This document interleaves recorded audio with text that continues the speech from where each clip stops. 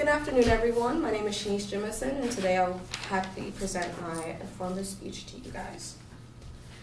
To start off, show of hands, who here has ever been in a stressful situation before? Of course, everyone has. Life can be such a roller coaster filled with ups and downs. And sometimes we just get caught up with so much, like parents, school, or work. Even though stress is common among all, having high levels of stress for a prolonged period of time can increase certain health risks. It's important to understand the effects stress can cause and learn different ways you can cope with it. Today, I'm going to inform you guys what stress really is, the side effects, physical and mental, and a few ways to decrease those high levels so you can have a happy, healthy life. First, we got to talk about what stress really is. According to my survey, 100% of the class agrees that stress is a state of a mental or emotional strain or tension. Whether you sense danger, imagined or real, the body starts to defend itself. If working properly, stress is actually a good thing. It helps you stay focused, alert, and if in moderation, it can help you meet challenges and also keep you on your toes during a presentation. Thank you. God bless. It also sharpens your concentration. Throughout my reading and research, StudyGs.net stated that what one person perceives as stressful may not be for another. Some situations to others may not be as stressful as the next guy's. In fact, American Psychological Association, also known as the APA, stated that most Americans in 2010 experienced moderate to high levels of stress. 44% of those people stress levels increased within the last 5 years. One main chemical that occurs when you are in a stressful situation is adrenaline. Adrenaline is what causes that feeling of anxiety, that tension in your chest. When the body thinks it's under attack, it releases a mix of hormones and chemicals. These chemicals can increase your heart rate and blood pressure. Sometimes when you get into a fight, when someone swings, you may not feel it at first, but you definitely will feel it the next day. That's because of the adrenaline.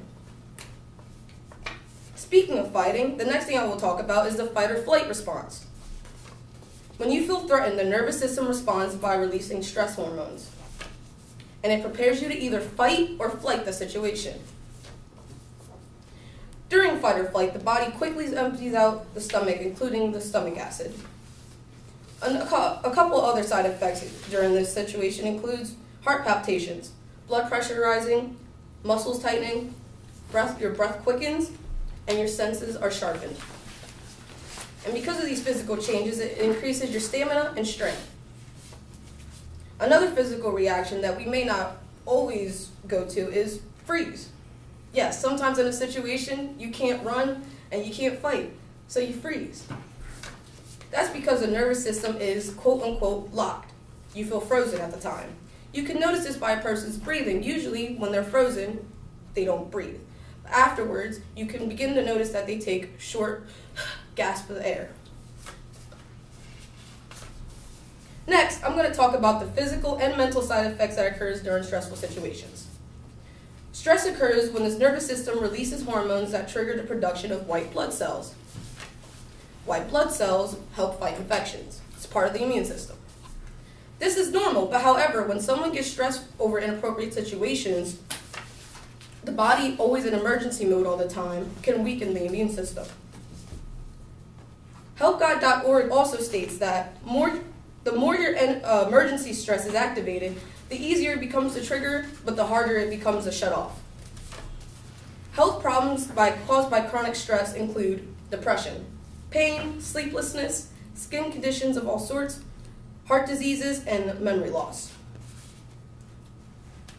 Physical side effects include aches and pains, diarrhea, chest pains, and frequent colds, like I said before, caused by the weakened immune system. And for people who react more angrily towards stressful situations, have an increased chance of having a heart attack or stroke. A recent study stated that people who have stressful jobs are 23% more likely to have a heart attack first than someone with a non-stressful job.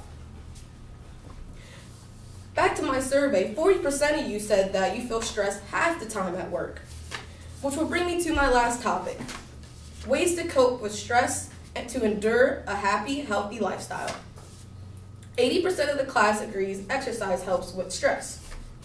The Anxiety and Depression Association of America, also known as the ADAA, states that exercise and other physical activity produces endorphins, a chemical that acts like a natural painkiller. Scientists have also found that regular participation in aerobic exercise also shows the decreased levels of stress. It also elevates and stabilizes mood, improves sleep and self-esteem. Just about 5 minutes of aerobic exercise can begin to stimulate anti-stress effects. Along with exercise, taking a supplement also helps reduce stress.